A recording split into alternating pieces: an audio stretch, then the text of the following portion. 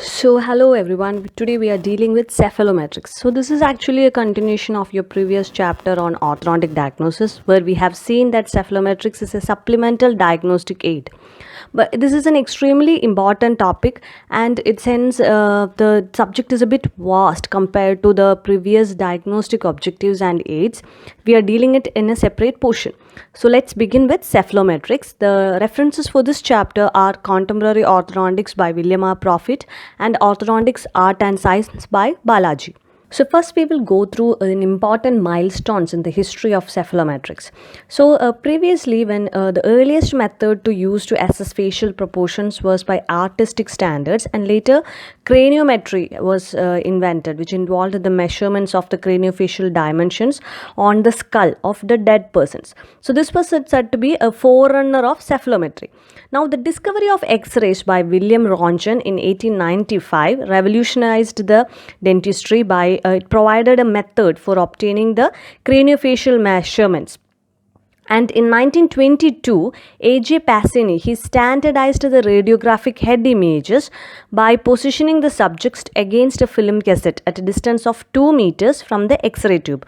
Röntgen discovered X-rays in 1895, and A.J. Passini in 1922 standardized the radiographic head images, that is the positioning of the subjects against a film cassette at a distance of 2 meters from the X-ray tube.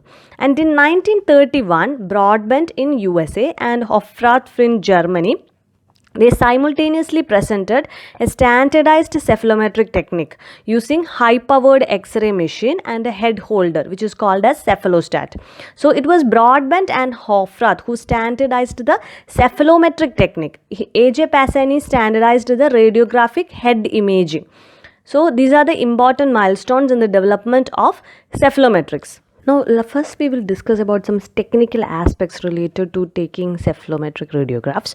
So, we already have seen that the cephalometric radiographs are taken using an apparatus which consists of an X-ray source and a head holding device which is called as cephalostat. So, the cephalostat actually consists of two ear rods which helps to fix the position of the head of the patient and to prevent the movement of the head in the horizontal plane. So, please see at the picture, there are two ear rods which are inserted to position the head of the patient to prevent any movement of the head in the horizontal plane. Now, the vertical stabilization of the head is brought about by an orbital point that contacts the lower border of the left orbit. Now, upper part of the face is supported by a forehead clamp. So, for stabilization of the patient in the horizontal plane, we have the ear rods, and in the vertical plane, the stabilization is achieved by using the infraorbital pointer, which is pointing at the lower border of the left orbit, and upper part of the face is stabilized by a forehead clamp. And also note that the distance between the X-ray source and the mid-sagittal plane of the patient is 60 inches or 5 feet. So please remember this value, it's very important. The distance from the X-ray source to the mid-sagittal plane of the patient is 60 inches or 5 feet. And the distance from the mid-sagittal plane of the patient and to your film, that is 15 centimeters. So this picture is taken from the Profit textbook. So this is your standard measurements. Don't confuse it with any other references that you're finding. It is always the distance from the mid-sagittal plane of the patient and the X-ray film is 15 centimeters. And the distance between the X-ray source and the mid-sagittal plane of the patient is 60 inches or 5 feet. Now, another important thing is that the certain landmarks are used in cephalometrics analysis. So, these landmarks are broadly classified as anatomic ones and constructed ones. So, anatomic ones are actual anatomic structure of the skull, which are actually present in your bony structures, whereas constructed landmarks are obtained secondarily from the anatomic structures in the cephalogram. So they are not actually present, but we constructed from other anatomic landmarks. So cephalometric landmarks are classified into two: anatomic landmarks, which are actual anatomic structures of the skull, and constructed landmarks, which are obtained secondarily from the anatomic structures. So now we will go through the important cephalometric landmarks. So the pictures are very important in this type of questions because since we're giving an online exam, they can directly give you the picture and give one particular point and ask which point is this. So they might give a hint of like relating to that landmark, but we should be able to analyze and come to a conclusion which landmark which landmark they are asking about. So we are going through the important hard tissue landmarks in a cephalometrics. So first one is your nasion, which is marked as N. So please look at the picture and see the N point. So N is nasion, which is the most anterior point midway between the frontal and nasal bonds on the frontonasal suture. So please see the nasion where it is located. It is the most anterior point midway between the frontal and the nasal bonds on the frontonasal suture. So they can give you a question like they will give you a ceph and they will just put a cross mark or particular pointer on this point and ask you which is this point which is located between the frontal and the nasal bonds on the frontonasal suture. So you should be able to answer it as nasion, or sometimes they can even make it complicated and ask you like which is this anterior most point midway between the frontal and nasal bonds on the frontonasal suture, or simply or just to make it more complicated, they can ask you just like this which is this most anterior point in the midway, and just give you a dot there. So you should be able to analyze and say which is this point, which is the nasion. So this is the kind of questions we can expect for the exam. Now the second point is orbital, which is marked as O. So please see where the point O is located. This orbital is the lowest point on the inferior bony margin of the orbit. Now coming to the third point, which is porion, which is marked as P. So please note where is porion is located. This is located on the highest bony point on the upper margin of the external auditory meatus. So please note where porion is located. It is marked as P. It's a point located bit posteriorly. It is the highest bony point on the upper margin of your external auditory meatus. Now coming to sella. So just anterior to the porion point we can see sella, which is given as S. So sella is the point representing the midpoint of the pituitary fossa or sella turcica, and also note that it is a constructed point in the mid-sagittal plane. It's not an anatomic point, it is a constructed point. Sella is a constructed point and it is the point representing the midpoint of the pituitary fossa or sella turcica. Now coming to point A. So point A, or it can be marked as simply as A. So this is an extremely important point. Again, please note where point A is marked. It is the deepest point in the midline between the anterior nasal spine and the alveolar crust between the two central incisors. So point A is the most deepest point in the midline between the anterior nasal spine and the alveolar crust between the two central incisors. It is also called as subspinale because it is just beneath the anterior nasal spine. So it is called as subspinale. Now point B. Point B is the deepest point in the midline between the anterior crust of the alveolar crust of the mandible and the mental process. So if maxilla is having point A, mandible is having point B, which is the deepest point in the midline between the alveolar crust of the mandible and the mental process. So it is called as supramental because it is located above the menton. So it is called as supramental. Now coming to anterior nasal spine. So ANS is anterior nasal spine. It is the anterior tip of the sharp bony process of the maxilla in the midline. So it is the anterior tip of the sharp bony process of maxilla in the midline of the lower margin of the anterior nasal opening. So these are the important landmarks. Now we will see a few more important landmarks in the mandible. So first one we are seeing is pogonion, which is marked as POG. So pogonion is the most anterior point of the bony chin in the median plane. So most anterior most point on your bony chin is your pogonion. Now coming to menton. Menton is the most inferior point on the midline on the mandibular symphysis. So most prominent or most anterior point is the pogonion, and menton is the most inferior point on the bony symphysis. Now coming to natheon. Natheon is the most andro-inferior point on the symphysis of the chin. So note the difference between natheon and menton. Menton is actually the most inferior point on the mandibular symphysis, whereas natheon is your most andro-inferior point on the symphysis of the chin. So it is a constructed point. Natheon is a constructed point which is it's drawn by an intersection of the line perpendicular to the line connecting menton and pogonion. So if you are constructing a line drawn perpendicular to a line connecting the menton and pogonion, then that will give you a point natheon. It is a constructed point. We have seen sella. Sella is also a constructed point. Now coming to the final point we are discussing here, cephalometric landmark we are discussing here is the gonion. So gonion is located at the junction of the ramal plane and the mandibular plane. So this is again a constructed point. So gonion is constructed at the junction of your ramal plane as well as the mandibular plane. So if you draw one tangent to your ramal plane, that is to your ramus of the mandible, if you draw one tangent and another tangent to the lower border of the mandible, and if a line is drawn from the intersection of this to the angle of the mandible, that will give you your gonion. So gonion is a constructed point, natheon is a constructed point, and sella is also a constructed point. Now a few more important cephalometric hard tissue landmarks. The Bolton point.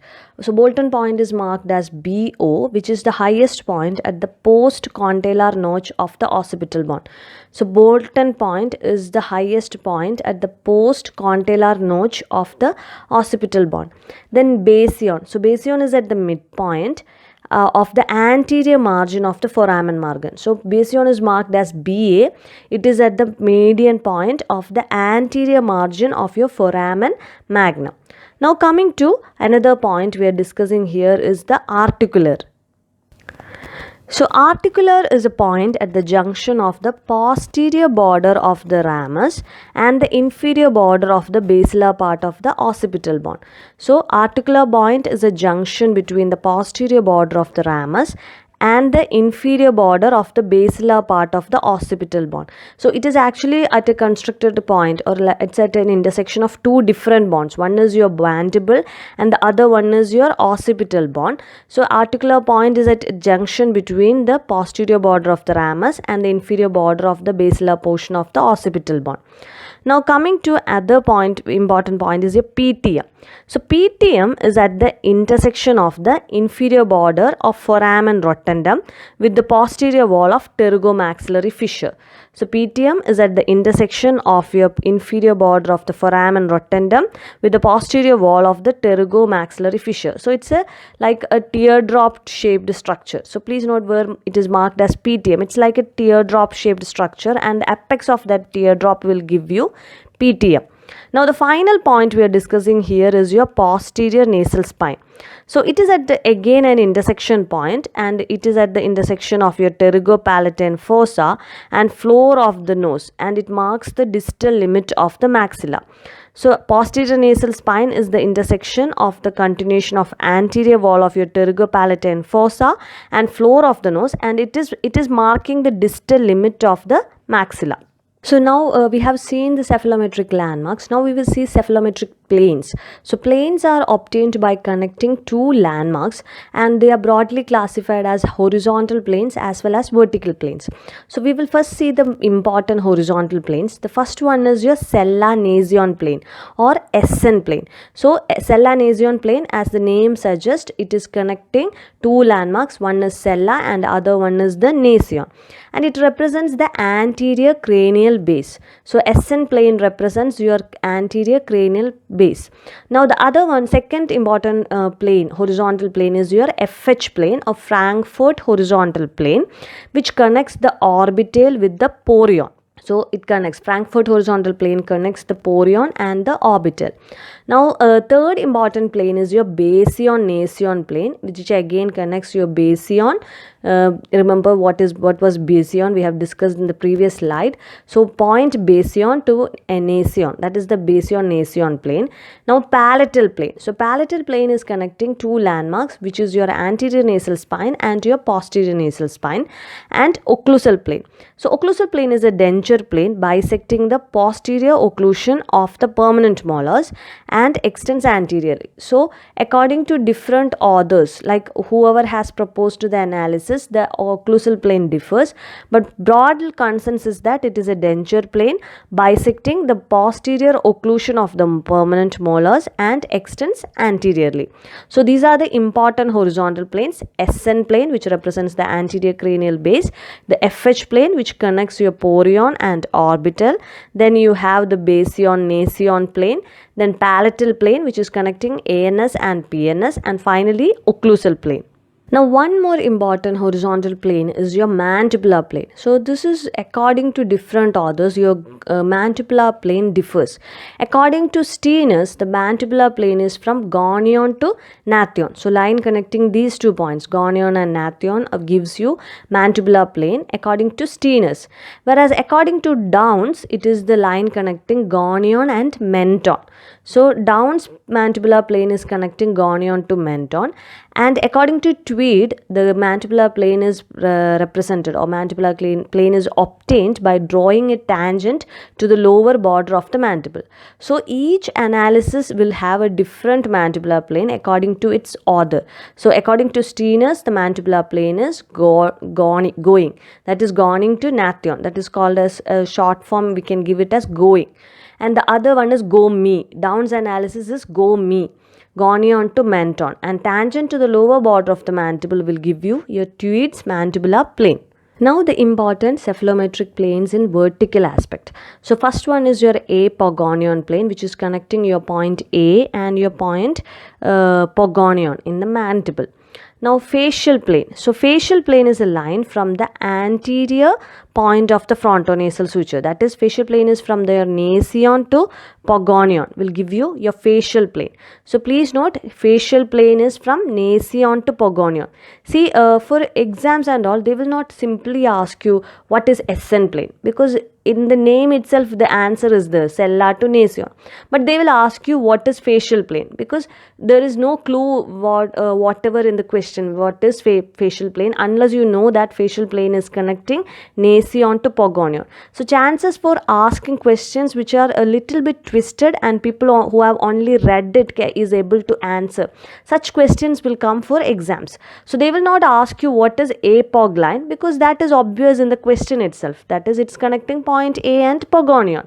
But they will ask you what is facial plane, because there is no clue in the question itself. So you have to read it and understand facial plane is connecting nasion to pogonion. Now similarly, an important one is your facial axis, that is from your PTM to your nathion. So facial plane is from nasion to pogonion, whereas facial axis is from PTM to nathion. Now E-plane. E-plane is also called as your aesthetic plane, and it is a line between the anterior most point of the soft tissue nose and your soft tissue chin.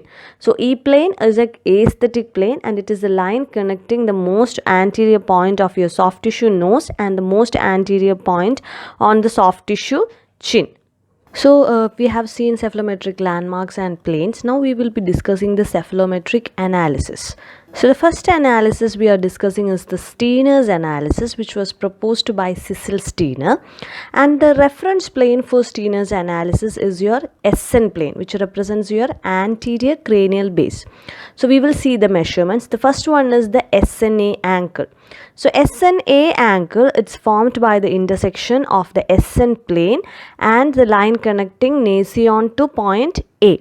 So this indicates the relative anteroposterior positioning of your maxilla in relation to the anterior cranial base. So SN is representing the anterior cranial base, and the line connecting nasion to point A is representing the position of maxilla. So the angle between these two planes will give you the position of the maxilla in relation to the anterior cranial base. So the measurement, the range of measurement is or the median measurement is 82 degree, and more than 82 degree is suggestive of a prognathic maxilla or forward positioned maxilla, and a smaller value, that is less than 82 degree, is suggestive of retrognathic maxilla. Now SNB. SNB is the angle formed by the SN plane and the line connecting nasion to point B. So this is in giving an indication of the anteroposterior position of mandible in relation to the anterior cranial base. Here the mean value is 80 degree, and more than 80 degree it is prognathic mandible, and less than 80 degree it is retrognathic mandible. Now the other measurements in Steiner's analysis is the A and B angle. So A and B angle is formed between two planes. One plane is connecting nasion to point A, and the second plane is connecting nasion to point B. So this indicates the relative position of maxilla and mandible with respect to each other. There is no involvement of the anterior cranial base as such, but the relation of maxilla and mandible to each other. So the mean value is 2 degree. So more than 2 degree is suggestive of a class 2 relationship, and less than 2 degree is suggestive of a class 3 relationship. So class 2 can be either due to a prognathic maxilla or a retrognathic mandible, or a combination of the both, and class 3 can be due to either a retrognathic maxilla or prognathic mandible, or a combination of the both. Now the mandibular plane angle. So in the previous slides we have seen mandibular plane, according to Steiner's, is running from gonion to natheon. So according to Steiner's, the mandibular plane is running from gonion to natheon. So the angle formed between this mandibular plane and the anterior cranial base, that is the SN plane, will give you the mandibular plane angle according to Steiner's, and the mean value is 32 degree. So more than 32 degree is suggestive of a vertical growth pattern, and less than 32 degree is suggestive of a horizontal growth pattern of the mandible. So coming to the dental part of the Steiner's analysis, the first measurement is the angle between upper incisor and the line connecting nasion to point A. So there is a angular component as well as a linear measurements to the Steiner's dental component. So the angular measurement, the in relationship of the upper incisors to the plane connecting the nasion and point A, the mean value is 22 degree. So more than 22 degree is suggestive of proclined incisors, and less than 22 degree is suggestive of retroclined incisors. So this angular measurement is giving an insight into the relative inclination of your upper incisors with respect to your cranial base. So the line connecting nasion and A, and the line between the long axis of the upper incisors, the angle between these two planes will give you an insight into the proclination or the inclination of the upper central incisors. The mean value is 22 degree. So more than 22 degree is proclined incisors, whereas less than 22 degree is your retroclined incisors. Now the same thing we can also assess with respect to your lower incisors. So lower incisors and the long axis of the angle between a line drawn through the long axis of the lower incisors and the line connecting nasion to point B. So the angular measurements between these two lines will give an indication into the inclination of the lower incisors, mean value for which is 25 degree. So more than 25 degree is your proclined lower incisors, and less than 25 degree will be your retroclined incisors. Now interincisal angle is the angle between the long axis of your upper incisors and the long axis of your lower incisors. So interincisal angle will give a relationship between the relative position of the upper and lower central incisors. So the mean value of this is 131 degree. So more than 131 degree is suggestive of retroclined incisors, and less than 131 degree is suggestive of proclined incisors, as seen in class 2 division 1 malocclusions as well as in bimaxillary protrusion. So please note that before previous measurements, that is upper incisor to NA and lower incisors to NB, in both these measurements, if the angular value was increasing, it was suggestive of proclined proclined incisors. But for interincisal angle, if the angular measurement is increasing, it is actually suggestive of retroclined incisors, and a reduced measurement than the mean value is suggestive of a proclined incisors, as seen in class 2 division 1 malocclusions as well as bimaxillary protrusion. Now we have seen the skeletal component of the Stener's analysis, dental part of Stener's analysis. Now we are seeing the soft tissue analysis. So S-line is a line forms the soft tissue contour of the chin to the middle of an S formed by the lower border of the nose. So please look at the picture and see the S-line. It is connecting the soft tissue contour of the chin to the middle of an S formed by the lower border of the nose. So if the lips are beyond this S line, as seen in the second picture, if the lips are beyond this S line, then it is suggestive of a protrusive lips. And if the lips are well behind this S line, then it is suggestive of a retrusive lips. So actually the dental component affects the position of the lips. So protrusive lips can be due to the proclination of the incisors, and retrusive lips can be due to retroclination of the incisors. Ideally, the lips should be slightly touching the S line. Now coming to Tweed's analysis. So this makes use of three planes which forms a diagnostic triangle. The first one is your Frankfurt mandibular plane angle, that is your FMPA, or in short you can call it as FMA. Now you have incisor mandibular plane angle. So incisor mandibular plane angle is an angle formed between the line which forms the long axis of your lower incisors and your mandibular plane. And the third one is your Frankfurt mandibular incisor angle. So that is formed between your Frankfurt plane and the long axis of your lower central incisor. So FMPA, or Frankfurt mandibular plane angle, the mean value is 25 degrees. And if the value is more than 25 degrees, it is suggestive of a vertical growth pattern. And if the value is less than 25 degrees, it is suggestive of a horizontal growth pattern. So your Frankfurt mandibular plane angle, which can be either abbreviated as FMPA or FMA, will have a mean value of 25 degrees, and more than 25 degrees is suggestive of a vertical growth pattern, whereas less than 25 degrees is suggestive of a horizontal growth pattern. Now coming to incisor mandibular plane angle, which is a angle formed between the long axis of your lower central incisors and your mandibular plane angle, which is the mean value of which is 90 degree, and more than 90 degree is suggestive of proclined incisors, and less than 90 degree is suggestive of retroclined incisors. So IMPA, the mean value is 90 degrees, so more than 90 degrees is suggestive of proclined incisors, and less than 90 degree is suggestive of retroclined incisors.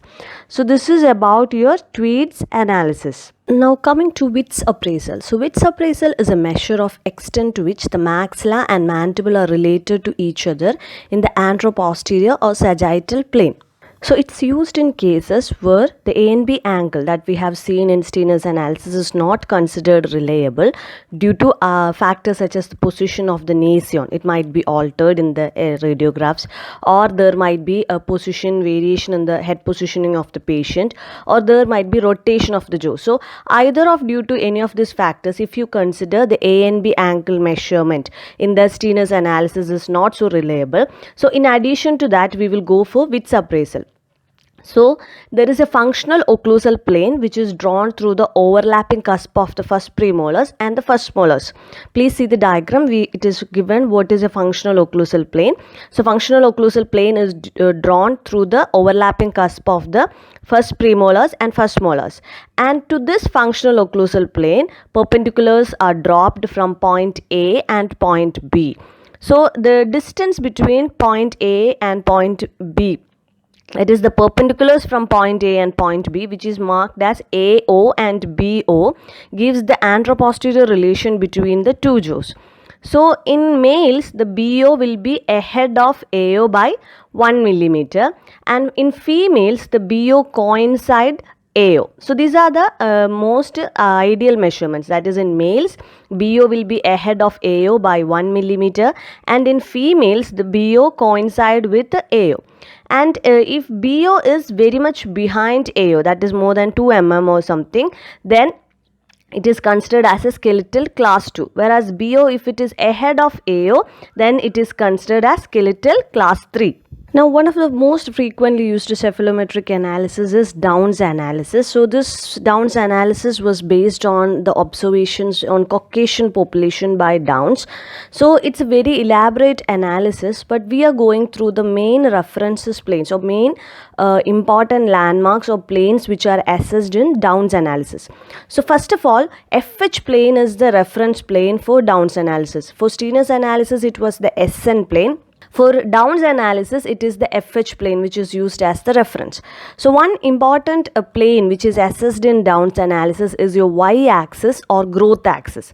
So, y-axis is given by the angular measurements between the Sella-Nathon line and your FH plane. So, FH plane is the reference plane, and to this reference plane we are measuring the angulation of the Sella-Nathon line.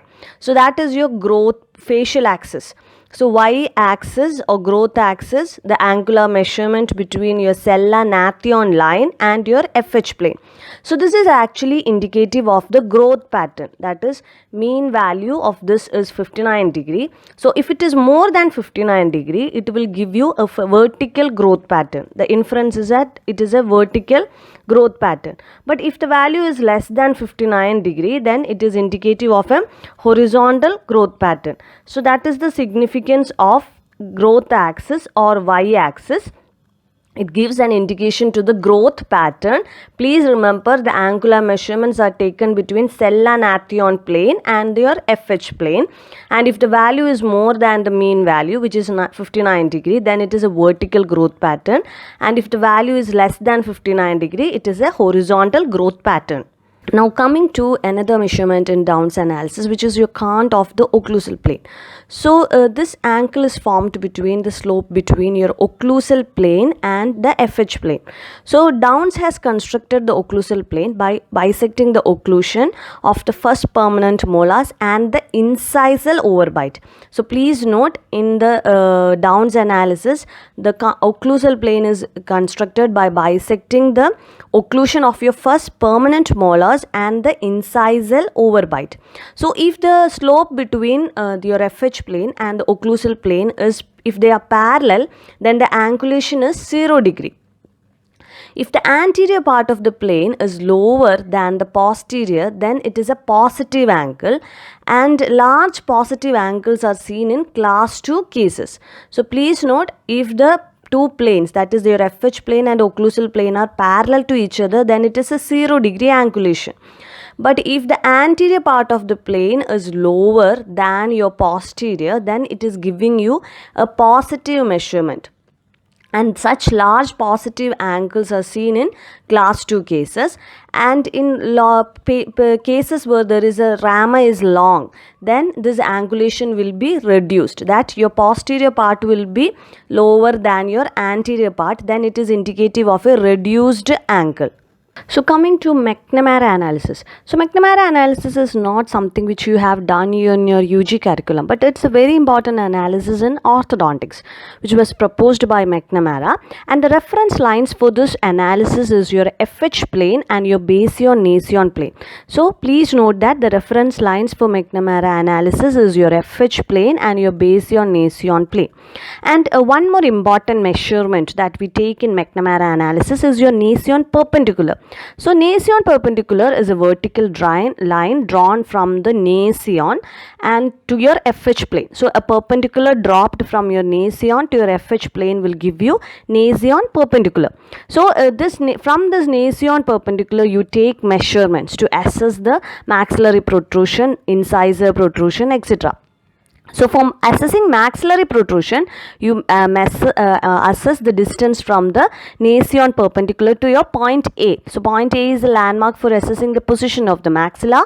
So, the distance from your Nasion perpendicular to point A will give you the maxillary protrusion, and the ideal measurement is around 2 millimeters. So, more than 2 millimeters is suggestive of prognathic maxilla, and less than 2 millimeters is suggestive of retrognathic maxilla. So, if it is 0 degree or 1 millimeter, that is behind the point A is coming behind the nasion perpendicular, then we will go for a negative measurement. So if it is a negative measurement, it is suggestive of retrognathic maxilla, as we see in class 3 cases.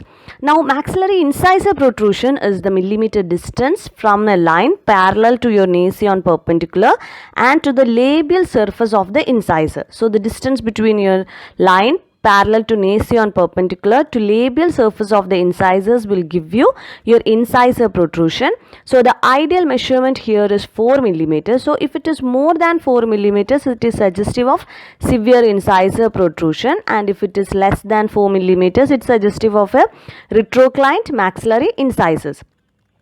And one more important thing in McNamara analysis, how you measure your lower facial height. So please look at the picture. It is given marked as LFH, that is your lower facial height, which is measured from your anterior nasal spine to menton.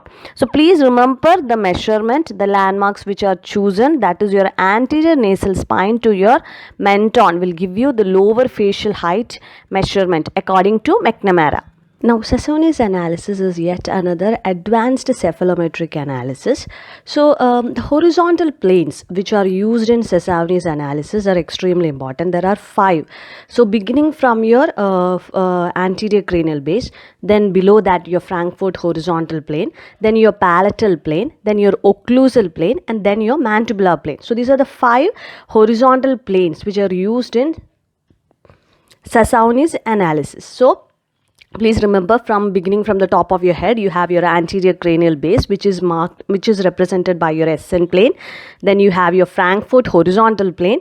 Then you have your palatal plane, then occlusal plane and mandibular plane. So, according to Sassoni, in a well-proportioned face, these planes converge at a single point, which is termed as O, point O. So, in a well-proportioned face, these planes, as we extend them posteriorly, they will converge at a single point. All these planes together, they will converge at a single point. So, any alterations in the planes, that is, if either of your occlusal plane is getting tilted or your mandibular plane is getting rotated, so if there is any deviation in any one of these planes, then the 5 planes will not meet together at a single point, but rather before this point O, one of these planes will tend to converge with the other plane. So if that is happening, then it is showing that this face is not a well proportioned face. There is a slight deviation from the normal facial proportions. So according to the deviations, the Sassoni's analysis has proposing 4 facial types. So type 1 is when the SN plane is one which is showing the rotations. Either it is extending posteriorly or anteriorly, and it doesn't converge through at the point O. Now type 2 is when the palatal plane doesn't pass through point O, and type 3 is when there is occlusal plane doesn't pass through point O, and type 4 is when the mandibular plane doesn't pass through point O. So according to Sassoni, there are 4 facial types. So just remember like this, you have already learned the 5 planes: your SN plane, your Frankfurt, your palatal plane, your occlusal plane, your mandibular plane. So the facial types are accordingly in the same order, except that you skip your FH plane. So type 1 is the SN plane is one which is showing the deviation.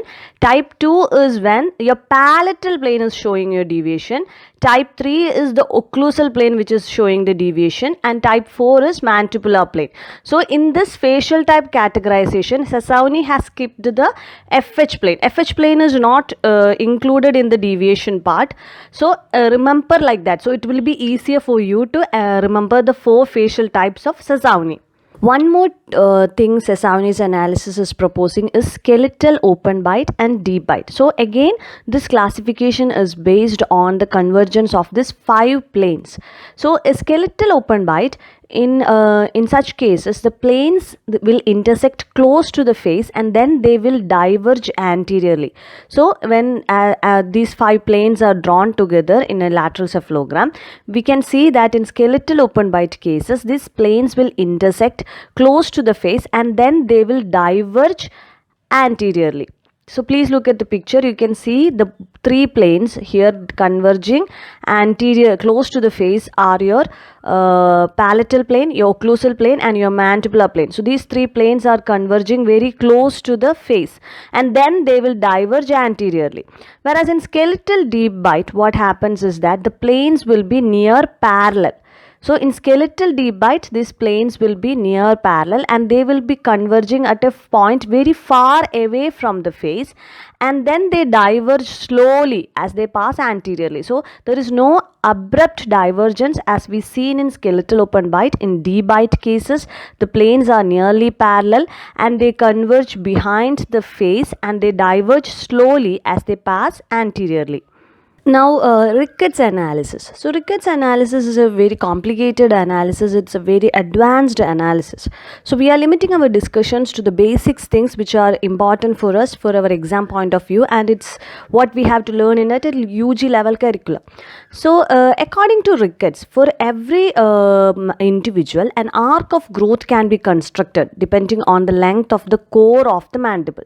So, depending on the length of the core of the mandible, Ricketts is saying that for each individual, you can construct an arc of growth for the mandible. So, mandible is following an archial growth of pattern. So, another thing according to Ricketts is the EVA point. EVA point, please look at the picture on the right side. It represents the confluence of stress lines on the medial surface of the ramus of the mandible. So, EVA point represents the confluence of stress lines on the medial surface of the mandible. Now, one more important landmark in Ricketts analysis is psi point. So, psi point is the geometric center of the ramus. So, please look at the picture on the left side. Here, ramus is considered as a rectangular with four sides R1, R2, R3 and R4. R1 is your anterior border. R2 is the posterior border of the ramus, R3 is the upper border and R4 is the lower border. So from these rectangle, two diagonals are drawn and the confluence of this diagonal, that is the intersection point of your diagonal, will give you the psi point. Now, Ricketts E-plane. This is a very important soft tissue analysis part. So, rather than the archial growth psi point and EVA point, this Ricketts E-plane is very important from an exam point of view because this is a very important soft tissue point. So, it is Ricketts E-plane is extending from the tip of the nose to the soft tissue chin. So, please look at the picture. There is a line drawn from the tip of the nose to the soft tissue chin, which gives your Ricketts E-plane, which is called as your aesthetic plane. So, ideally, the upper lip should be 4 mm behind this line and lower lip should be 2 mm behind this line. So, remember, Ricketts aesthetic plane is drawn from the tip of the nose to the soft tissue chin, and lower lip should be 2 mm behind this line and upper lip should be 4 mm behind this line. So, there are only very few components of soft tissue analysis in most cephalometric analysis. So, these soft tissue analysis are extremely important from your exam point of view. So, please remember Steiner's S-line and Ricketts aesthetic plane or Ricketts E-line. Now coming to cephalometric superimposition. So that involves the analysis of the lateral cephalograms of the same patient taken at different time intervals. So with this helps to analyze the changes to the overall face, maxillary and mandibular dentition, and to the amount and direction of the growth, and also to assess the mandibular rotations. So there are various landmarks or various superimposition methods. The first one is the Broadbent triangle method, which was proposed by Broadbent in 1931. So Broadbent triangle is made. Please look at the picture. You can see Broadbent triangle. A triangle is marked by connecting Nasion, Sella and Basion. So please look at the picture. There is a triangle constructed by three landmarks, Nasion, Sella and Basion, and in that triangle you can see a perpendicular which is being drawn from the S, that is your Sella point, to the Basion-Nasion plane. So this perpendicular will touch the Basion-Nasion plane at a point which is marked as the R point. So R point is the midpoint of the perpendicular from the center of Sella turcica to the Bolton plane, and this R point is used for taking superimposition. So serial tracings or serial superimpositions are done by making the R point stationary and the Bolton-Nason plane parallel to each other. So this R point is the one which is used as a registration point in broadband triangle, and broadband triangle is constructed by Nason, Sella and Basion. Now another method is by using the Sella-Nason plane. We're using Sella as a registration point. So Sella-Nason plane, because early the growth is completed early in the anterior cranial base region. So hence SN plane is taken as a reference and the registration point is your Sella. This was approved by the American Board of Orthodontics. Now another method proposed by Coburn makes use of the Basion horizontal, that is the anterior border of the foramen magnum parallel to the FH plane. So here Basion is taken as the registration point. Now another point is, according to Ricketts, is your Basion-Nason plane. So superimpositions are based on the Basion-Nason plane, and CC point is used as the registration point. So CC point is actually the intersection of the Basion-Nason plane and the facial axis. So please remember, a Ricketts superimposition plane makes use of Basion-Nason plane with the registration point as CC point, and CC point is the intersection of the Basion-Nason plane and the facial axis. Now a quick glimpse into growth rotations. I will be elaborately discussing about growth rotations exclusively in one chapter, but there are few questions being related to growth rotations has been asked in this chapter on cephalometrics. So for an understanding, always see that forward rotation is when there is more anterior growth of the jaw than the posterior. So it is a negative notation is given for forward rotation when there is more anterior growth than posterior. So backward rotation is when there is more posterior growth than the anterior. So please understand these two things. Forward rotation is when there is more anterior growth, and backward rotation is when there is more posterior growth. So forward rotation is given a negative marking, and for backward rotation is given a positive marking. Now other two terminologies are your internal rotation and an external rotation. So every jaw, whether it is maxilla or mandible, it will be undergoing changes along the core of the structure. So for example, mandible is one jaw which is showing the rotations more evidently. So the rotation that occurs in the core of the jaw is called the internal rotation, whereas the rotations which are produced by the surface variations, that is your external rotations. So this rotations, internal and external rotations, tends to cancel out each other. For example, if there is a 15-degree internal forward rotation, so that will be given marking as minus 15 degree, and 11 or 12 degree of backward external rotation. So that is your plus 11 or plus 12 degree. So this minus 15 plus 11 will tend to cancel out each other. So the net result will be a 3 to 4 degree decrease in the mandibular angle, because your minus 15 is there. So the net effect will be a negative 3 or negative 4, and that is showing a decrease in mandibular plane angle.